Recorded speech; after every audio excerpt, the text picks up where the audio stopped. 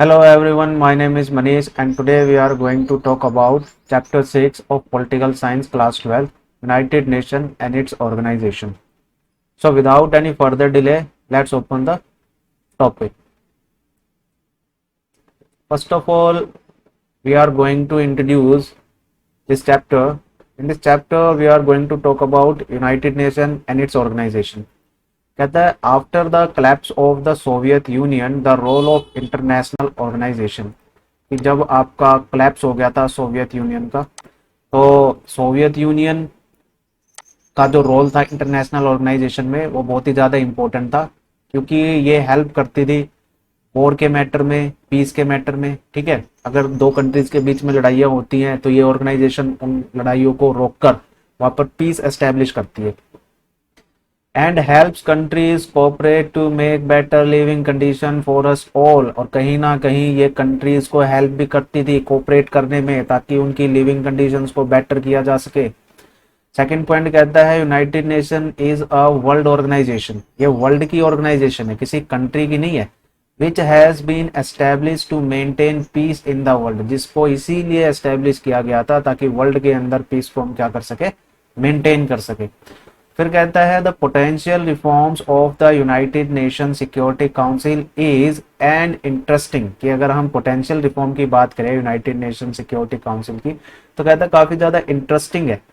Case of reforms process and it's difficulties, भाई इसके जो केसेस है उनके प्रोसेस को रिफॉर्म को लेकर एंड उनकी डिफिकल्टीज को लेकर। ठीक है, अब कहता है कि जो चैप्टर है ये हाईलाइट करता है इंटरनेशनल ऑर्गेनाइजेशंस के रोल को और कहीं ना कहीं इंडिया का क्या इन्वॉल्वमेंट है यूनाइटेड नेशन के अंदर और इंडिया का क्या व्यू ऑफ पॉइंट है, व्यू ऑफ सिक्योरिटी है, यानी इंडिया का नजरिया क्या है सिक्योरिटी काउंसिल के रिफॉर्म्स को लेकर एंड जो अदर ट्रांसनेशनल ऑर्गेनाइजेशंस हैं वर्ल्ड की उनके साथ वो कैसे डील करता है। तो यही सब कुछ हम इस चैप्टर में क्या करेंगे, पढ़ेंगे।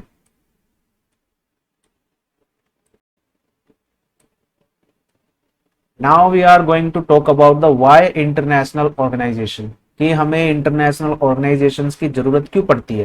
कहता है international organization not work for one country, किसी एक कंट्री के लिए काम नहीं करती है। कहता है it works for all country, सभी कंट्रीज के लिए क्या करती है, काम करती है। फिर कहता है some situations are very big that one country can not deal with it in this different countries, की कुछ सिचुएशन इतनी बुरी होती है, इतनी बड़ी होती हैं कि एक कंट्री उनके साथ डील नहीं कर सकती, इसीलिए डिफरेंट डिफरेंट कंट्रीज मिलकर क्या बनाती हैं, एक ऑर्गेनाइजेशन बनाती हैं जिसके साथ वो क्या करती है, डील करती हैं। फिर नेक्स्ट पॉइंट कहता है इंटरनेशनल ऑर्गेनाइजेशन भाई हेल्प भी करती है एक दूसरे की। फॉर एग्जाम्पल जैसे ग्लोबल वार्मिंग है, एपिडेमिक्स है, टेररिज्म है, इन इश्यूज को लेकर क्या करती है, एक दूसरे में हेल्प यानी सपोर्ट करती है। फिर कहता है it helps in wars and peace and solve controversies among different countries, कहीं ना कहीं ये वॉर एंड पीस में भी हेल्प करती है और जो कंट्रीज के बीच में जो कंट्रोवर्सीज होती हैं, जो कॉन्फ्लिक्ट हो जाते हैं, जो इश्यूज हो जाते हैं, उनको भी क्या करती है, सॉल्व करती है। Now we are going to talk about evaluation of UN, कि भाई किस तरीके से यूएन का जो इवेल्युएशन था वो स्टार्ट हुआ। देखो फर्स्ट ऑफ ऑल अगर हम बात करें तो फर्स्ट वर्ल्ड वॉर लड़ा गया 1914 में एंड 1918 तक ये आपका चला। और ये फर्स्ट वर्ल्ड वॉर इतना डिस्ट्रक्टिव था कि वर्ल्ड की कंट्रीज को ये लगा कि एक ऐसी ऑर्गेनाइजेशन होनी चाहिए जो आगे फ्यूचर में कोई वर्ल्ड वॉर हो उसको रोक सके। सिर्फ वर्ल्ड वॉर ही नहीं, अगर दो कंट्रीज आपस में लड़ भी रही हैं वहां पर उस वॉर को वो रोक सके ताकि फ्यूचर में ऐसा डिस्ट्रक्शन ना हो। अब जब फर्स्ट वर्ल्ड वॉर हो गया तो उसके बाद इन्होंने लीग ऑफ नेशन का जन्म हुआ और उसको इन्होंने एस्टेब्लिश किया। But it could not stop the world war second, लेकिन जो वर्ल्ड वॉर सेकेंड हुआ ना उसको ये रोक नहीं पाए। जो लीग ऑफ नेशन इन्होंने एस्टेब्लिश करी थी उसको ये रोक नहीं पाए और फिर से क्या हो गया, सेकेंड वर्ल्ड वॉर स्टार्ट हो गया 1919 में।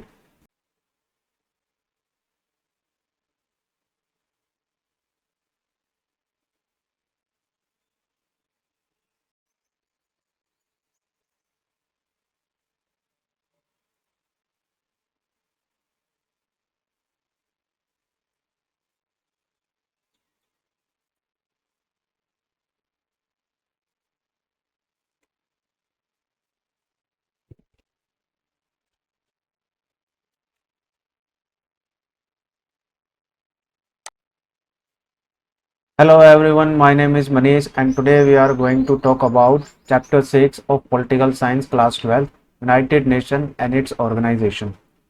So without any further delay, let's open the topic. First of all, we are going to introduce this chapter. In this chapter, we are going to talk about United Nations and its organization. कहता है after the collapse of the Soviet Union the role of international organization, कि जब आपका collapse हो गया था Soviet union का, तो सोवियत यूनियन का जो रोल था इंटरनेशनल ऑर्गेनाइजेशन में वो बहुत ही ज़्यादा इम्पोर्टेंट था, क्योंकि ये हेल्प करती थी वॉर के मैटर में, पीस के मैटर में। ठीक है, अगर दो कंट्रीज के बीच में लड़ाइयाँ होती हैं तो ये ऑर्गेनाइजेशन उन लड़ाइयों को रोककर वहाँ पर पीस एस्टेब्लिश करती है। And helps countries cooperate to make better living condition for us all, और कहीं ना कहीं ये कंट्रीज को हेल्प भी करती थी कोऑपरेट करने में, ताकि उनकी लिविंग कंडीशंस को बेटर किया जा सके। सेकंड पॉइंट कहता है United nation is a world organization, ये वर्ल्ड की ऑर्गेनाइजेशन है, किसी कंट्री की नहीं है। Which has been establish to maintain peace in the world, जिसको इसीलिए एस्टेब्लिश किया गया था ताकि वर्ल्ड के अंदर पीस को हम क्या कर सके, मेंटेन कर सके। फिर कहता है the potential reforms of the united nation security council is and interesting, कि अगर हम पोटेंशियल रिफॉर्म की बात करें यूनाइटेड नेशन सिक्योरिटी काउंसिल की, तो कहता है काफी ज्यादा इंटरेस्टिंग है। Case of reforms process and it's difficulties, भाई इसके जो केसेस है उनके प्रोसेस को, रिफॉर्म को लेकर एंड उनकी डिफिकल्टीज को लेकर। ठीक है, अब कहता है कि जो चैप्टर है ये हाईलाइट करता है इंटरनेशनल ऑर्गेनाइजेशंस के रोल को, और कहीं ना कहीं इंडिया का, फॉर एग्जाम्पल जैसे एपिडेमिक है, एपिडेमिक किसी एक पर्टिकुलर टेरिटरी, किसी स्टेट के अंदर आती है। ठीक है, और अगर हम पेंडेमिक की बात करें तो पेंडेमिक पूरे ग्लोबली आती है, यानी पूरे वर्ल्ड के अंदर आती है, एक कंट्री से दूसरी कंट्री में फैलती है। फॉर एग्जाम्पल जैसे कोविड है आपका, ठीक है, इस समय पूरे वर्ल्ड के अंदर ये स्प्रेड हुआ हुआ है। अब कहता है कि एट प्रेजेंट यूनाइटेड नेशन के अंदर 192 मेंबर्स है, प्लस एक सूडान भी है जो कि साउथ सूडान है, वो भी इसका मेंबर बन चुका है। टोटल मेंबर कितने हो गए हैं आपके, 193 मेंबर्स है स्टेट के। और ये सारे मेंबर्स के पास, इन सभी के पास क्या है, एक वोट है। अब कहता है in the united nation security council की बात करें तो there are 5 permanent members, 5 permanent members हैं, जैसे US, Russia, Britain, France, China. 10 non permanent members हैं जो 2 साल के लिए क्या किया जाता है, इनको इलेक्ट किया जाता है। Now we are going to talk about the 6 organs of the united nation, इनको वन बाय वन डिस्कस करेंगे। जो फर्स्ट ऑर्गन है वो आपका जनरल असेंबली, सेकंड है आपका सिक्योरिटी काउंसिल, थर्ड है international court of justice, fourth है आपका सेक्रेटेरिएट, फिफ्थ है आपका economic and social council and sixth है आपका ट्रस्टीशिप काउंसिल्स। ठीक है, so let's open the first topic. First organ की बात करें जनरल असेंबली की, तो जनरल असेंबली में फर्स्ट पॉइंट कहता है आपका कि representative of all 193 member state, जिनके पास क्या है, एक एक वोट है। अब ये कहता है कि major decision require a 2/3 majority, अगर सपोज करो कोई बड़ा डिसीजन लिया जाना है, अगर बड़े डिसीजन हम लेना है जनरल असेंबली को, तो 2/3 मेजोरिटी की क्या होगी, आवश्यकता होगी, वोटिंग की जरूरत होगी, तभी वो डिसीजन क्या कर सकते हैं, ये पास कर सकते हैं।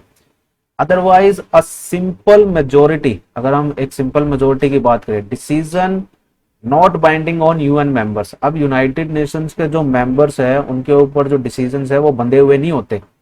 थर्ड कहता है it elects the members for the other structures, कहीं ना कहीं जो दूसरे स्ट्रक्चर्स के मेंबर्स है उनको भी ये इलेक्ट करती है। ठीक है, एंड जो एजेंसीज हैं यूनाइटेड नेशंस की, उनको भी क्या करती है, उनके मेंबर्स को भी क्या करती है, इलेक्ट करती है।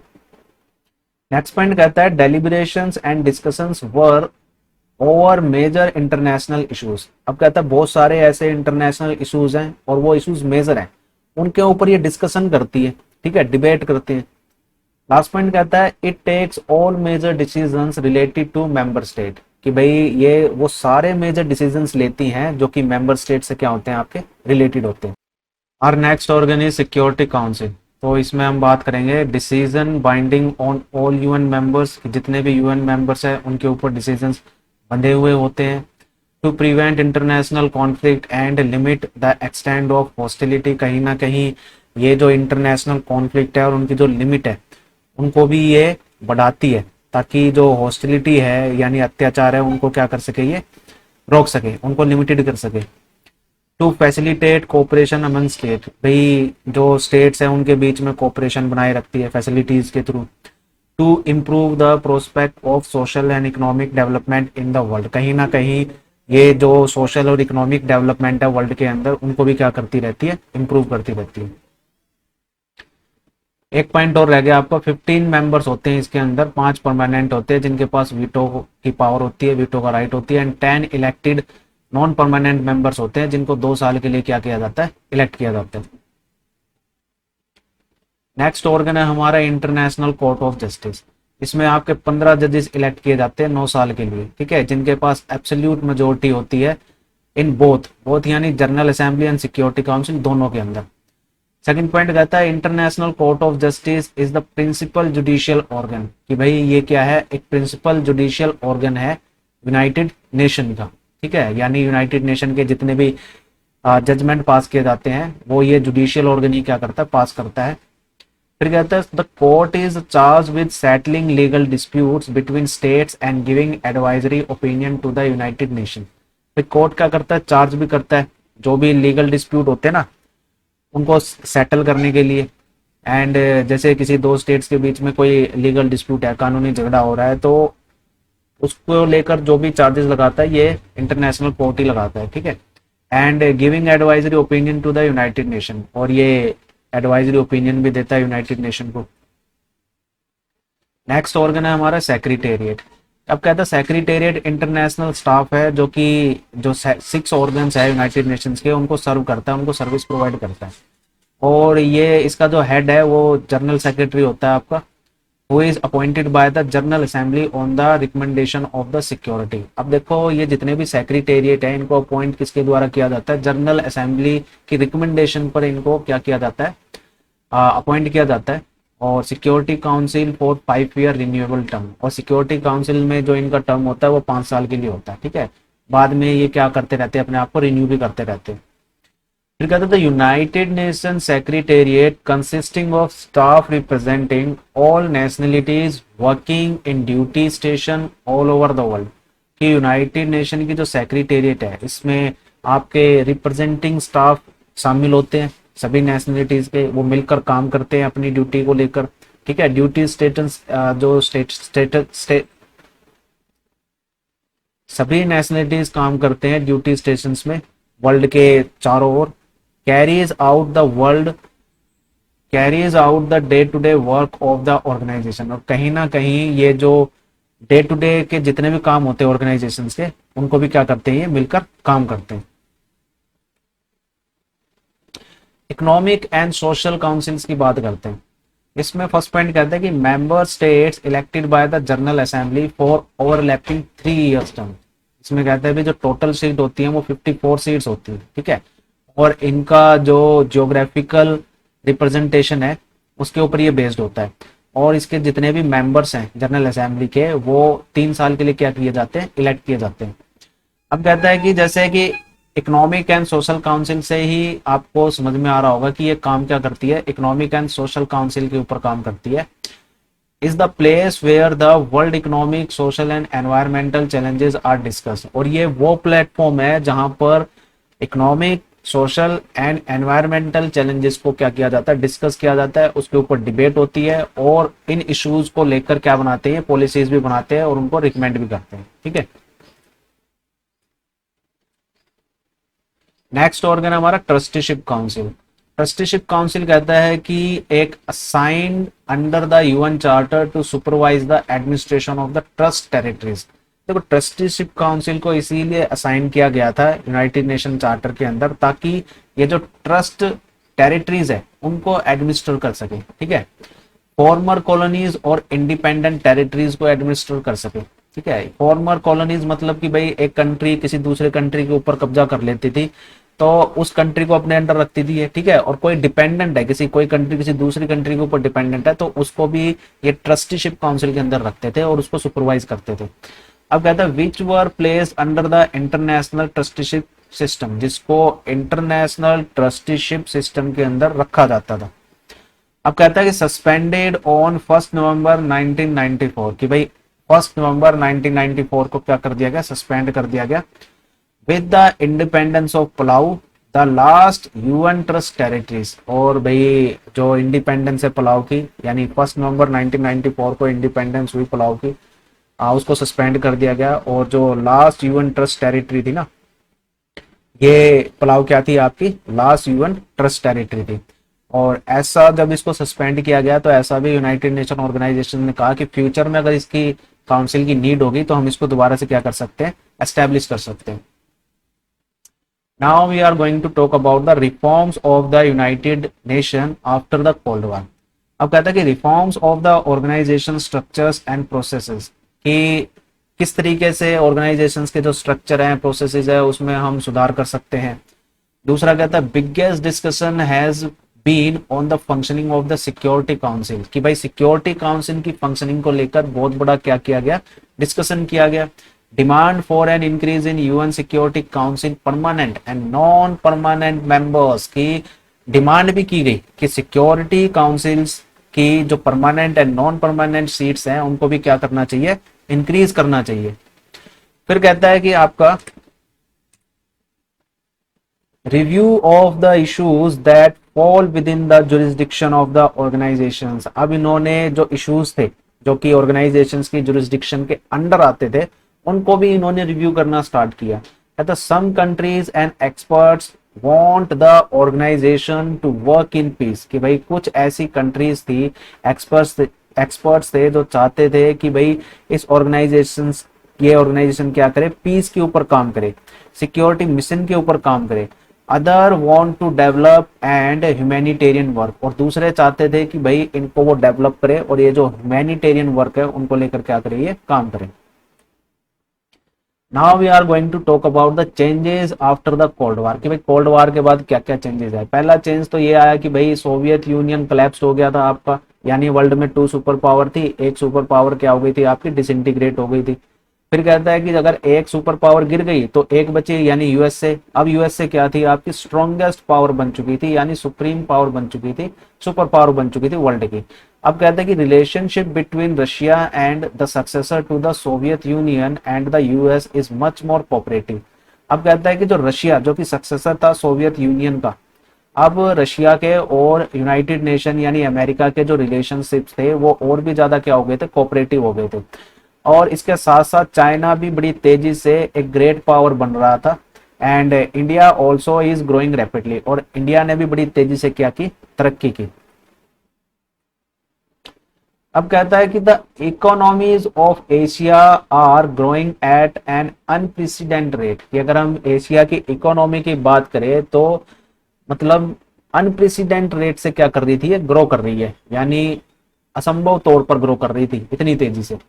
Many new countries have joined the united nation, बहुत सारी ऐसी कंट्रीज थी जिन्होंने यूनाइटेड नेशन ऑर्गेनाइजेशन को क्या किया, ज्वाइन किया। अब कहता है a whole new set of challenges confronts the world, कि भाई बहुत सारे आपके ऐसे न्यू चैलेंजेस थे जिन्होंने वर्ल्ड को कन्फ्रंट किया, उनका सामना किया। जैसे जेनोसाइड, जेनोसाइड हो गया आपका भाई लार्ज स्केल में लोगों को मारना, सिविल वॉर, जब एक ही कंट्री के लोग आपस में लड़ने लगे। टेररिज्म यानी आतंकवाद हो गया, न्यूक्लियर प्रोलिफरेशन हो गया, climate change, environmental degradation, epidemics, ठीक है, इन्हीं सभी चीजों को लेकर इन्होंने क्या किया, काम किया। Now we are going to talk about the reforms of structures and processes. अब पहली चीज कहता है कि 1992 the united general assembly adopted a resolution. अब देखो यूनाइटेड जनरल असेंबली ने एक रेजोल्यूशन अडॉप्ट किया एंड हैड 3 मेन कंप्लेंट्स, और इनकी 3 मेन कंप्लेंट्स थी। पहली कंप्लेंट ये थी कि security council no longer represent contemporary political realities, कि जो सिक्योरिटी काउंसिल है वो ज्यादा लंबे समय तक कंटेम्प्रेरी पॉलिटिकल रियलिटीज को रिप्रेजेंट नहीं करेगी। दूसरा कहता है, दूसरी कंप्लेंट ये थी, it's decisions reflect only western values and interest, कि इसके जो डिसीजंस हैं वो केवल वेस्टर्न वैल्यूज और इसके जो इंटरेस्ट है उनको रिफ्लेक्ट करेगी। Are dominated by a few powers, और भाई कुछ पावर्स इनके ऊपर क्या करेगी, अपना डोमिनेंस भी एस्टेब्लिश करेगी। तीसरी कंप्लेंट ये थी, इट लैक्स इक्विटेबल रिप्रेजेंटेशन, कि भाई इसमें एक इक्विटेबल रिप्रेजेंटेशन की भी कमी है, यानी ये भेदभाव करती है। फिर कहता है ऑन 1 जनवरी 1997 यूएन का जो जनरल सेक्रेटरी था कोफी आनन, उसने एक इंक्वायरी स्टार्ट की new permanent and non permanent members के लिए कि भाई जो इन कंडीशंस को फुलफिल करेगा वो non permanent and permanent members के लिए क्या होगा, एलिजिबल होगा। जैसे for example a major economic power होनी चाहिए, अ मेजर मिलिट्री पावर होनी चाहिए वो, and a contributor to the UN budget कि भाई यूएन के बजट में वो योगदान करती हो, कंट्रीब्यूट करती हो। Big nation in term of its population कि भाई पॉपुलेशन की टर्म में बड़ी क्या होनी चाहिए, एक नेशन होनी चाहिए। Nation that respects democracy and human rights कि भाई एक ऐसा नेशन जो डेमोक्रेसी और ह्यूमन राइट्स की क्या करे, रिस्पेक्ट करे। एंड लास्ट जो कंडीशन थी वो है a country should represent world's diversity कि भाई कंट्री को क्या करना चाहिए, वर्ल्ड की डाइवर्सिटी को रिप्रेजेंट करे, और diversity in terms of geography में होनी चाहिए, इकोनॉमिक सिस्टम में होनी चाहिए एंड कल्चर में होनी चाहिए।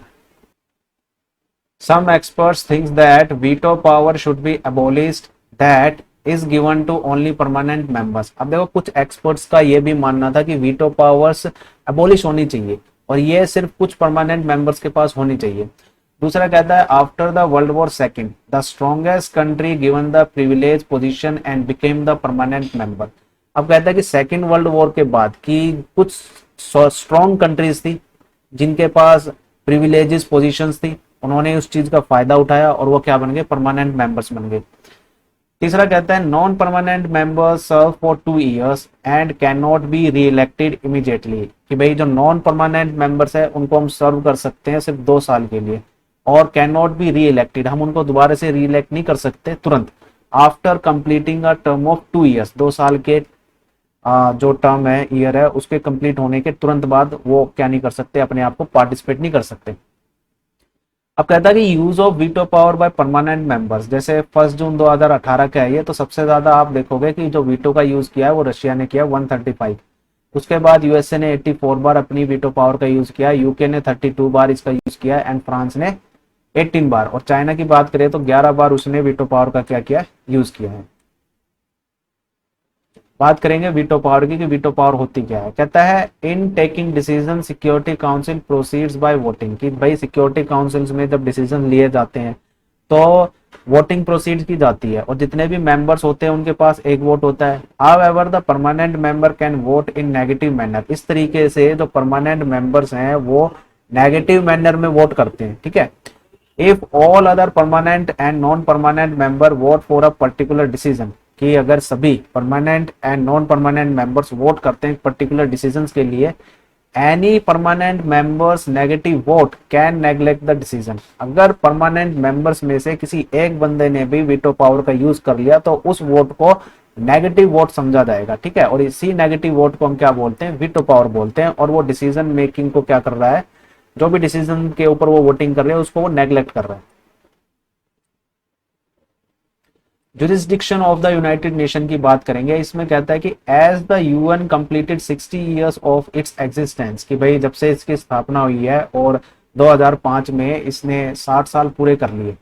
अब कहता है जो इसके हेड मेंबर्स थे उन्होंने 2005 में इसकी जो एनिवर्सरी थी यूनाइटेड नेशन की उसको सेलिब्रेट किया और उसमें इसकी जो सिचुएशंस थी उनको रिव्यू किया। जैसे पहली चीज creation of the peace building commission कि भाई हमें पीस बिल्डिंग कमीशन की क्या करनी चाहिए, क्रिएशन करनी चाहिए। दूसरा कहता है acceptance of the responsibility of international community, कहीं ना कहीं हमें एक्सेप्टेंस भी होनी चाहिए रिस्पॉन्सिबिलिटी ऑफ इंटरनेशनल कम्युनिटी की in case of failure of national government कि भाई नेशनल गवर्नमेंट में जो केस है फेलियर का उसके, to protect their own citizens from atrocities, ताकि वो क्या कर सके, अपने सिटीजन्स को प्रोटेक्ट कर सके एट्रोसिटीज से। एट्रोसिटीज यानी मारकाट हो गई, ठीक है। आगे कहता है establishment of a human right, अगर हम बात करें कि भाई ह्यूमन राइट काउंसिल की एस्टेब्लिशमेंट की, तो ऑपरेशनल सिंस 19 जून 2006 कि भाई 19 जून 2006 से इसका ये जो ऑपरेशन था शुरुआत हुई थी ह्यूमन राइट्स काउंसिल की। Agreement to achieve the millennium development goal, कहीं ना कहीं इन्होंने जो मिलेनियम डेवलपमेंट गोल था उसके अचीव करने के लिए एग्रीमेंट्स किए। Creation of a democracy fund कि भाई डेमोक्रेसी फंड के लिए इन्होंने क्रिएशन की। An agreement to wind up the trusteeship council कि भाई ट्रस्टीशिप काउंसिल को भी वाइंड अप करने के लिए इन्होंने क्या किया, एग्रीमेंट किया। So this was all about this lecture. I hope everything is clear to all. ये हम इस चैप्टर का फर्स्ट पार्ट था। सेकंड, इस चैप्टर की पीपीटी के लिए आप डिस्क्रिप्शन बॉक्स में जाकर इस चैप्टर की पीपीटी को देख सकते हैं और वहां से इसे डाउनलोड कर सकते हैं। Till then, goodbye. Don't forget to subscribe our channel and hit the like button.